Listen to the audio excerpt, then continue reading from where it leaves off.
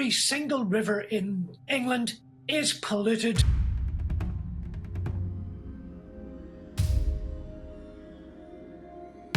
Would you swim in a river that's got a CSO in it? Absolutely no way. Would you let your dog swim in a river that's got a CSO in it? There is no way I would let my dog go in a river that has a discharge of raw sewage into it.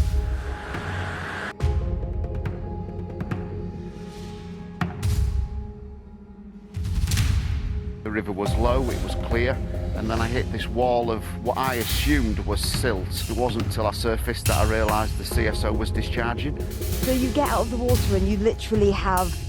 Yes. Everything. Yeah. Everything you can imagine was stuck to me. In 2016, a retired detective called Ashley Smith walked down to the river that ran through his village in Oxfordshire and noticed something wrong. The water had turned brown, the fish were dying, and nobody seemed to be doing anything about it. His neighbour was a retired Oxford professor called Peter Hammond. Together they did what seemed like the obvious thing. They contacted their water company and asked what was happening. The response they got back was evasive, incomplete, the kind of answer that raises more questions than it answers. So they started digging. What they found over the next 10 years is one of the most significant corporate scandals in British history. Untreated sewage going into the River Windrush, and I was quite shocked about that, even though I'd been around rivers a long time and I thought I knew stuff. I thought they'd all gone, all of that stuff. So that's when I got curious and started to ask questions of the Environment Agency. Not because it was hard to uncover, but because it was hiding in plain sight in official data that nobody had bothered to read, in regulatory reports that nobody had bothered to act on, in a system that had been designed over 35 years to make sure that the people responsible for keeping Britain's water clean were the same people who profited from not doing it. This is that story. To understand what Ashley Smith found in that river in 2016, you have to go back to 1989. In November of that year, Margaret Thatcher's government sold England and Wales's entire water system to private investors. Every pipe, every treatment plant, every reservoir, every sewer sold for £7.6 billion. The idea was the same idea behind every major privatization of that era. Private companies, driven by competition and the profit motive, would run these services more efficiently than the state had. Standards would rise, investment would increase, everyone would benefit. There was one problem with that theory when it came to water. Water is not a competitive market. You cannot choose your water company the way you choose your broadband provider. Whoever owns the pipes under your street owns your water supply. There is no alternative. The usual mechanism that makes privatization work, competition forcing companies to improve or lose customers, simply does not exist here. What actually happened when a natural monopoly was handed to private investors and told to generate shareholder returns was entirely predictable in retrospect. Since 1989, water company shareholders have extracted £85 billion in dividends from the system. In the same period, those companies have accumulated £60 billion in debt. Can you confirm that since privatisation, water companies have extracted £85 billion in dividends and have accumulated more than £60 billion in debt? So given that the Greenwich research is correct and that capital and operational costs have all been met by bill payers, what is the point of maintaining a privatised structure to what is a natural monopoly, namely water? Not a single new reservoir has been built since 1992, and the infrastructure, the pipes, the treatment plants, the sewers, has been slowly deteriorating year after year, while the money that should have maintained it was flowing outward to shareholders instead. That is the foundation underneath everything that follows.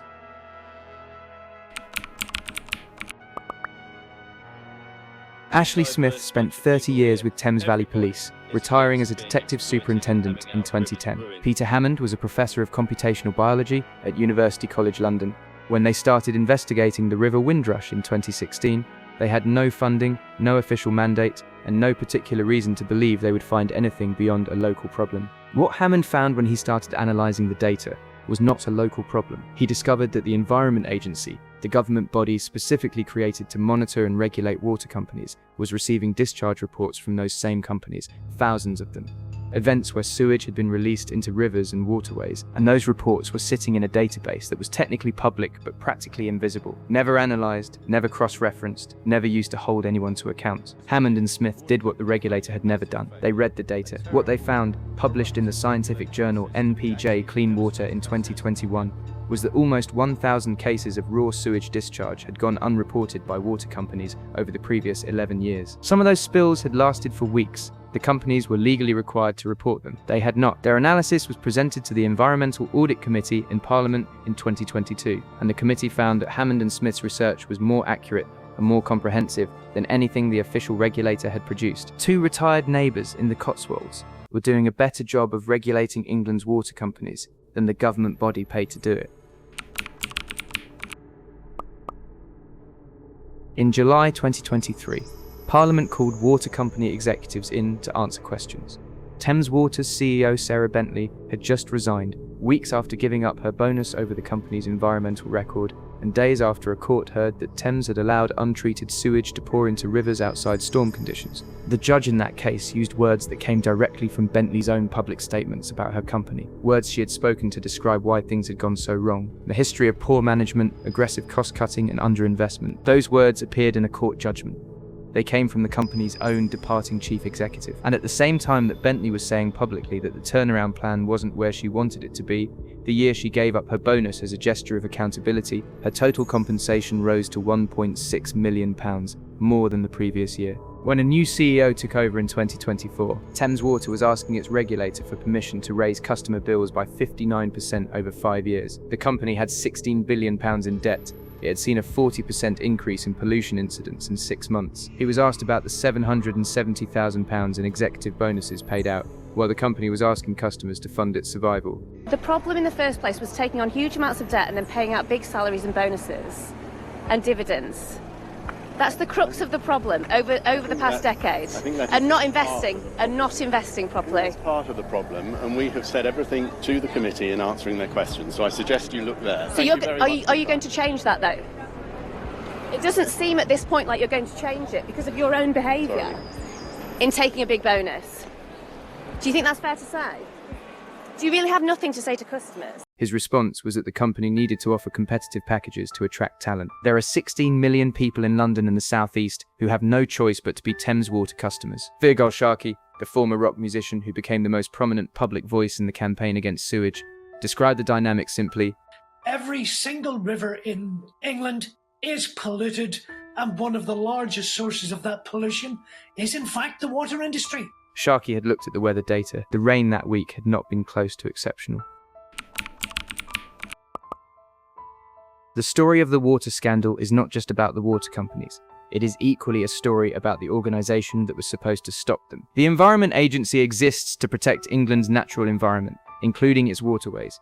Its chief executive appeared before a parliamentary committee and told MPs that the agency had deliberately not enforced regulations because the government had instructed it not to. He said this out loud in a committee hearing on camera when Ashley Smith and Peter Hammond had presented their analysis showing that water companies had failed to report nearly 1,000 illegal discharge events. The Environment Agency chief's response at that same committee was to say that water quality in the UK was better than at any time since the Industrial Revolution. The committee members sitting in that same room had just heard evidence suggesting the regulator had no idea what was actually happening in England's rivers. In 2023, BBC News cross-referenced water company discharge data with rainfall records for the same period. They found 3,572 hours of sewage discharge from 3 major water companies that happened on dry days. Discharge on dry days is illegal. It is not permitted even under the emergency overflow rules that allow release during heavy rain. 3,572 hours in a single year from 3 companies. The Environment Agency said it was conducting its largest ever criminal investigation into water company non-compliance. The most important detail in this entire story is not the 85 billion in dividends. It is not the 60 billion in debt. It is not the 3,572 hours of illegal discharge. It is an 8-year-old girl named Heather Preen. In 1999, Heather's parents took her to a beach in Devon. The beach had a Blue Flag Award, the internationally recognized certification for water cleanliness. Her parents chose it specifically because of that award. Heather contracted E. coli. She died. Southwest Water had been discharging sewage into the water near that beach. The Blue Flag Award had been issued anyway. The family spent years trying to establish what had happened and why nobody was accountable for it. Her mother, Julie Preen, described what the years that followed felt like, trying to get answers from a company that denied responsibility, trying to understand how a beach with a cleanliness award could have been the place where her daughter died, trying to make sense of a system that seemed designed at every level to protect the companies rather than the people those companies were supposed to serve. These people just lie, she said, and they get away with it. In February 2026, Channel 4 broadcast a drama about Ashley Smith and Peter Hammond's investigation. Critics called it a blast of controlled fury. The writer and director described the situation it depicts as just about the worst possible thing the British people will accept without there being some kind of revolution. Since it broadcast, the campaign organisation Smith and Hammond founded has been flooded with donations, new evidence of water company violations, and reports from people across the country of illnesses they believe are connected to sewage in their water. The investigation they started when they noticed the fish dying in the Windrush in 2016 is still ongoing. Here are the three numbers to hold in your head. £7.6 billion. What the government received when it sold the entire water system in 1989. £85 billion. What shareholders have taken out since then. £60 billion. The debt the companies have accumulated in the same period. They took out 11 times what the system was sold for. They loaded it with debt to do it, and they dumped the consequences into the water that millions of people in England drink, swim in, and fish from. Feargal Sharkey said it standing at the edge of Lake Windermere. You cannot have a leisure and tourist facility that has become nothing more than an open-air septic tank. These people have had enough. They put their trust in the system, and in return they've had as much effluent verbally from our water companies as is in our lakes and rivers. He was talking about Windermere. He could have been talking about every river in the country.